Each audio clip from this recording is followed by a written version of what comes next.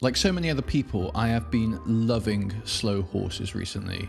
Me and my girlfriend only started watching it about a month ago, and we have already eaten and digested every single episode, and they were delicious. The highlight for the show, for me, and I think for a lot of other people, has been Gary Oldman's turn as Jackson Lamb. I don't know why you're bothering me with all of this. Gary always delivers, and when he has a role to sink his teeth into, like Lamb, magic is just inevitable. But this got me thinking, what is Gary Oldman's greatest role?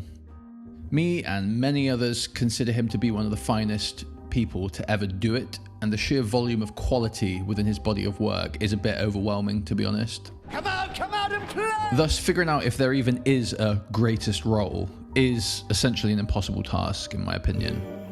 But there is an answer to what I feel is his greatest role. There are lots of objective factors that go into whether or not a performance is great or not. In my view, they only end up mattering to the extent that the performance moves us emotionally when we experience it. Gotta keep lover boy here. And even though I secretly harbour a wish to act in movies, I don't know anything about acting. I just know that I love movies, and I know when a performance moves me. And that's basically what I look to when thinking about a great performance.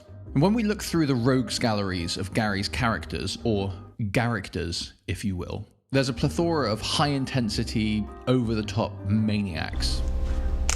From Stansfield and Leon to Zorg in The Fifth Element. I mean, what the hell was Zorg? Drexel Spivey in True Romance to Winston Churchill in Darkest Hour. I mean, the guy even played Dracula in an incredibly moving, beautiful performance in a great movie.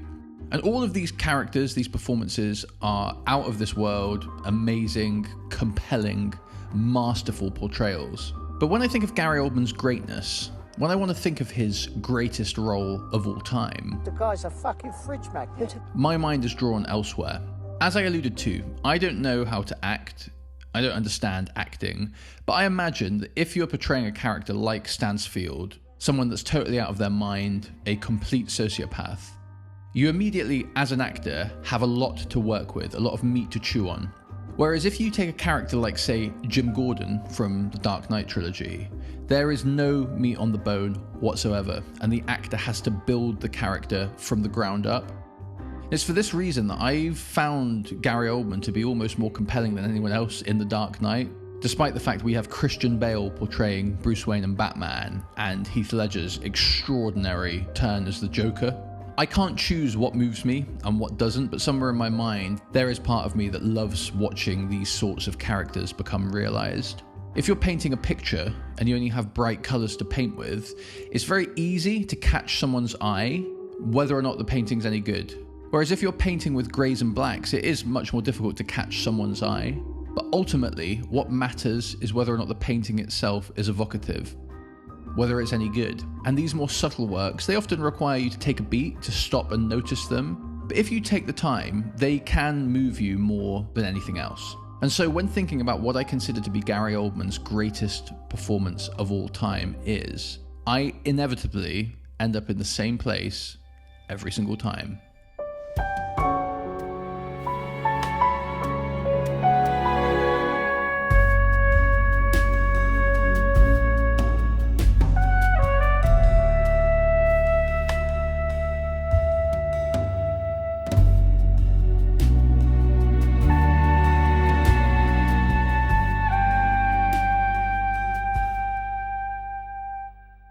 Tinker Tailor Soldier Spy is knocking on the door of being a perfect movie. It's an adaptation of John le Carré's legendary Espionage novel, and I would go so far as to call it a masterpiece. Magnificently shot, with Hoyt van Hoytema as director of photography, shooting on 35mm film. Alberto Iglesias composed a soundtrack that seems like it was designed in a lab to be exactly what I love.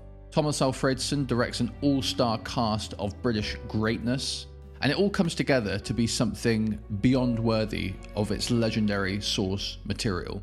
Set during the Cold War, it revolves around the master spy, George Smiley, trying to uncover a mole inside MI6, someone at the very top.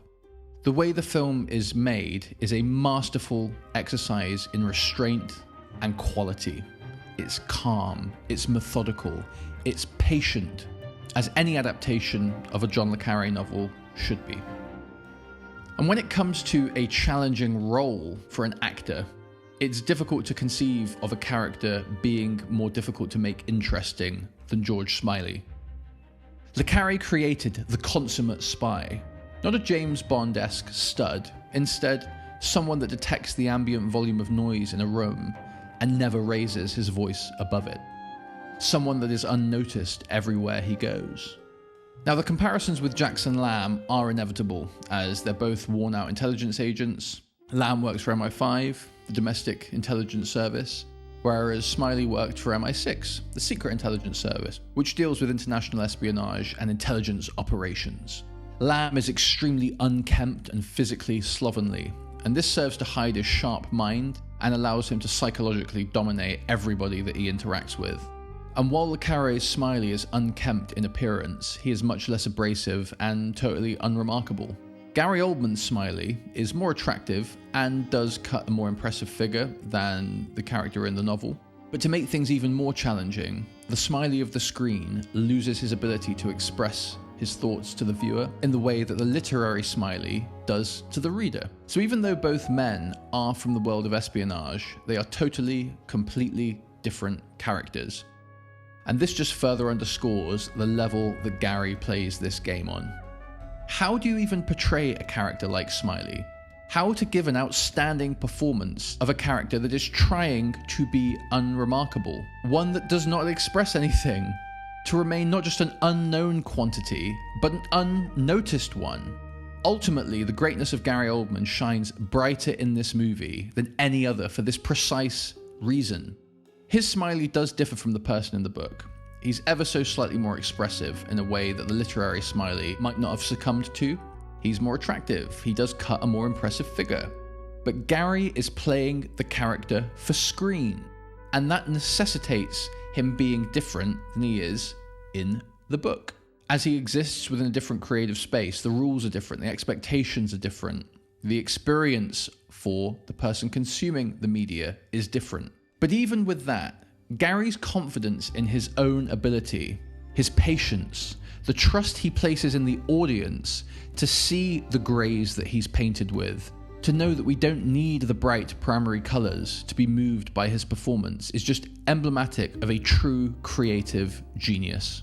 I mean, just take a look at the expression on George Smiley. I don't think anybody has a neutral expression that is genuinely neutral, but just look at this. Is he smiling? No. Is he frowning? No. Is he happy? No. Is he unhappy? No. It's genuinely neutral. It's impossible to read how he's reacting to what's happening around him. It is just a neutral expression. George spends so much of his time on screen in silence, sometimes not moving, not expressing anything, not doing anything. But I still can't take my eyes off him. When he talks, his voice has the minimum amount of elocution necessary so that he sounds natural and not just like Microsoft Sam. But there is zero expression beyond that. There is a house somewhere in this city where Alalai and the others meet Witchcraft's London representative.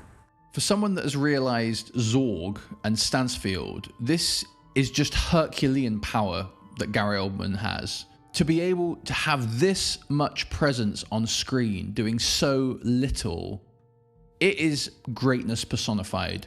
And to put a cherry on just how freaking out of this world Gary and this movie are, everything we've been highlighting and reflecting on here form a massively elongated dramatic crescendo, one that peaks near the end of the film, and it goes down as one of my favourite cinema and favourite movie moments.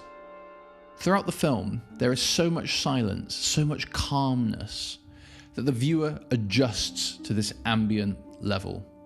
And when Smiley is meeting Hayden at the end of the film, having outed him, they are having a talk.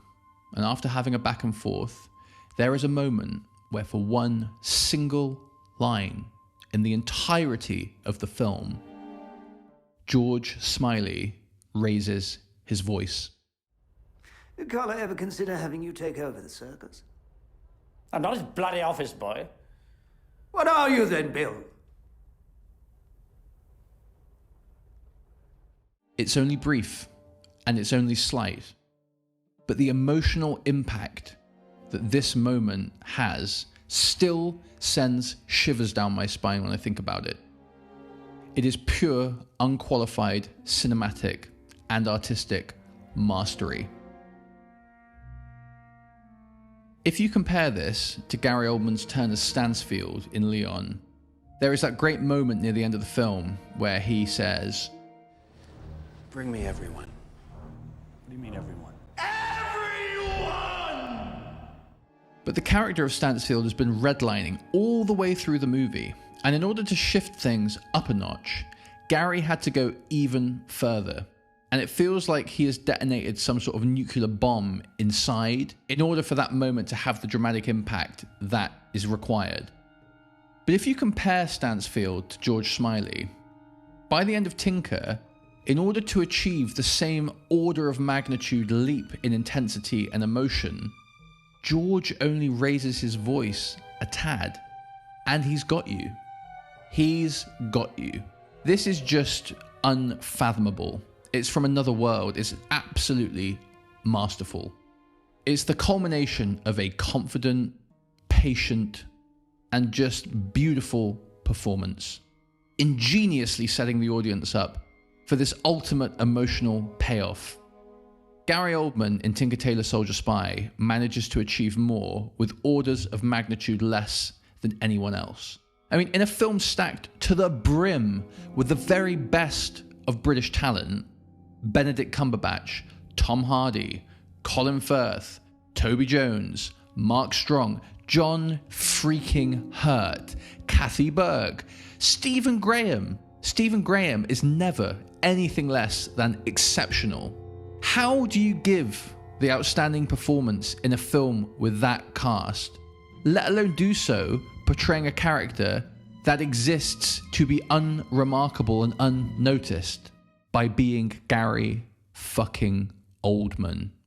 I'm really glad we were able to take this short journey back to what is my favorite Gary Oldman performance of all time. Now, I know that Gary has given so many incredible performances that it's very likely that you have a different one, and I would be delighted to hear which one is your favorite in the comments below. Likewise, if you cannot believe that somebody could be so obviously wrong about something so important, I would love for you to tell me about that in the comments as well.